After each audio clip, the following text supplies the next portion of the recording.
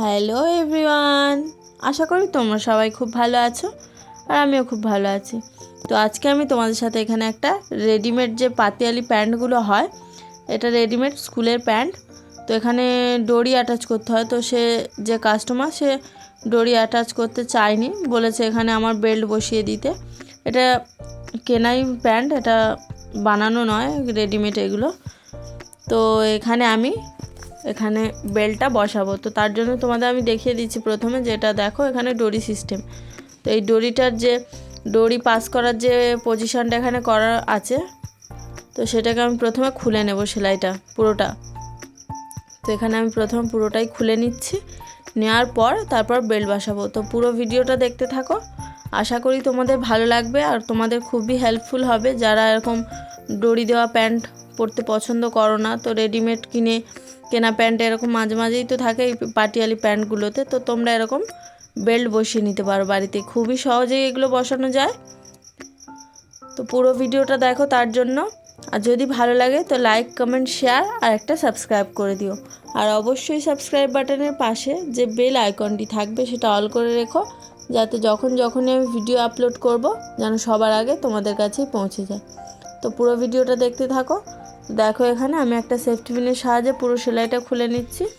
তো একটুখানি খুলে তারপর তোমাদের দেখি আমি অফ ক্যামেরাতেই পুরোটা খুলে নেব, কারণ অনেকটা সময় চলে যাবে এই খোলাটার পেছনে। তো তার জন্য আমি একটুখানি খুলে নিয়ে তোমাদের দেখিয়ে বাদ বাকিটা অফ ক্যামেরাতে খুলে নেব।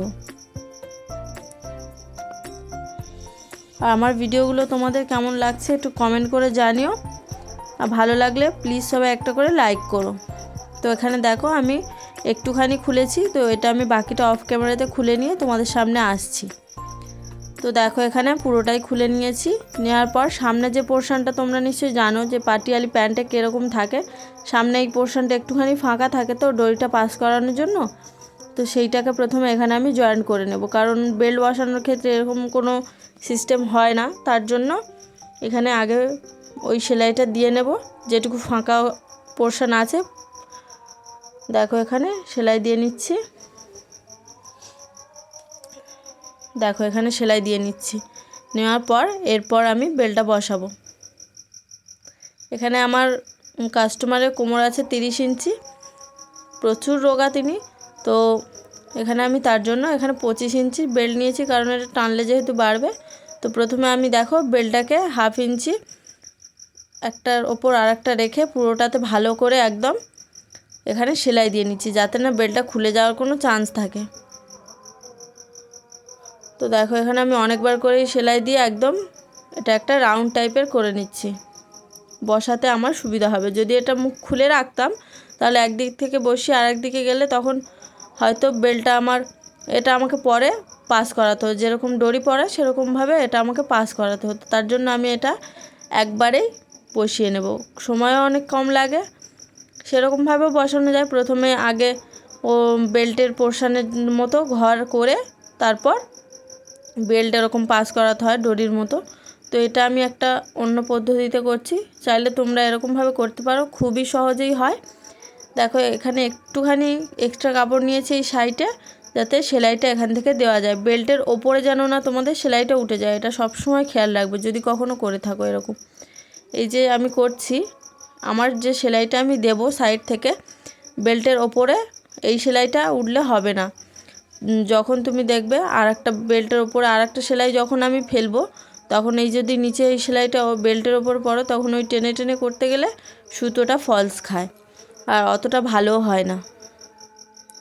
তো তার জন্য এখানে আমি প্রথমে একদম অ্যাটাচ করে দিচ্ছি বেল্টটা এর সাথেই, পরে আর আমাকে এর মধ্যে আর বেল্টটা ইনসার্ট করাতে হবে না। এটা খুবই সহজ পদ্ধতিতে অনেকভাবেই বেল্টের বসানো যায়, তো এটা একটা খুবই সহজ। তো এরকমভাবে তোমরা করে নিতে পারো, যে কোনো তোমরা তো নিশ্চয়ই স্ট্রেট প্যান্ট বা অন্য রকম প্যান্ট করো, তো সেখানেও বেল্ট অ্যাটাচ করতে হয়।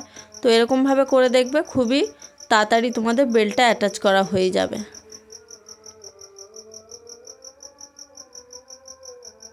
দেখো একটু হাত দিয়ে সমান করে টেনে টেনে সেলাইটা করবে, যাতে না কোঁচ পড়ে, একটু ধীরে ধীরে সেলাইটা করতে হবে। আর যারা প্রথম আছো, যারা নতুন শিখছো কাজ, তো তারাও করতে পারো। একটু ধরে ধরে কাজটা করবে, তাতে দেখবে ফিনিশিং সুন্দর হবে। আর কাজে তোমাদের এই যে আমি যেগুলো টিপসগুলো দেবো ছোট ছোট, সেগুলো তোমাদের কাজেও লাগবে, তোমাদের সেলাই ক্ষেত্রে অনেক কাজে লাগবে।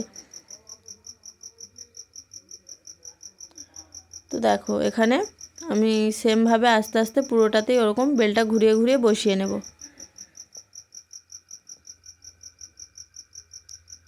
আর তোমরা কি কি দেখতে চাইছো আমার থেকে কমেন্ট করো, আমি নিশ্চয়ই সেগুলো তোমাদের সাথে শেয়ার করার চেষ্টা করব আস্তে আস্তে। এখন তো সরস্বতী পুজো প্রায় কাছাকাছি চলে এসেছে, তো তার জন্য কাজ আসছে, সেগুলোও তোমাদের সাথে আস্তে আস্তে শেয়ার করব। অনেক কিছুই আসছে, অনেক। এখানে একটা চুড়িদারের আমি সেট তৈরি করব, সেটাও দেখাবো। পিস কেনাই আছে পিসগুলো, তো সেগুলো আস্তে আস্তে শেয়ার করব। আগে পরের কাজগুলো করতে হবে, যারা করতে দিয়ে যাচ্ছে পড়বে এর সময় সরস্বতী পুজোয় বা বিয়েবাড়ি টাড়ি। এখন তো নেই, এখন বিয়েবাড়ি নেই, একটু সিজনটা এখন বিয়েবাড়ির নয়, তো এখন সরস্বতী পুজোয় মেন। তো তার জন্য অনেক ভালো ভালো ডিজাইনের ভিডিও নিয়ে আসছি ব্লাউজের। তো একটু আমার চ্যানেলটা ফলো করে রেখো, তাতে তোমাদেরও অনেক কিছু আইডিয়া পাবে আমার ভিডিও দেখে।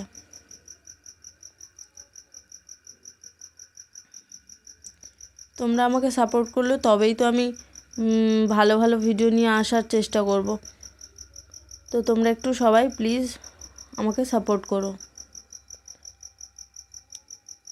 তো দেখো এখানে আমি দু হাতে এই যে বেল্টের গার্ডারটা আমি এখানে বসিয়ে নিয়েছি, তার মাঝখান বরাবর আমি আবার যে সেলাইটা দিলাম, সামনে দুটো হাতকেই সমানভাবে টান করে এই সেলাইটা দিতে হবে। তাতে সেলাইটা এই যে কুঁচিটা পড়েছে এটা তবে পড়বে, না হলে যদি না তুমি টেনে টেনে করো তো কুঁচিটা অত ভালো পড়বে না, তখন যখন এরকম টানবে তখন সুতোটা কেটে যাবে। তো দেখো কেমন হয়েছে, এটা রেডিমেড একটা প্যান্ট বসিয়েছি। যদি ভালো লেগে থাকে একটু লাইক কমেন্ট শেয়ার আর একটা সাবস্ক্রাইব করো। আর অবশ্যই সাবস্ক্রাইব বাটনের পাশে বেল আইকনটি অল করে রাখবে, যাতে যখনই আমি ভিডিও আপলোড করব যেন সবার আগেই তোমাদের কাছে পৌঁছে যায়। তো আজকে আসি, টাটা, সবাই ভালো থেকো, সুস্থ থেকো। আবার আসবো নতুন কোনো ভিডিও নিয়ে। তো আমার চ্যানেলটা সবাই সাবস্ক্রাইব করে দিও।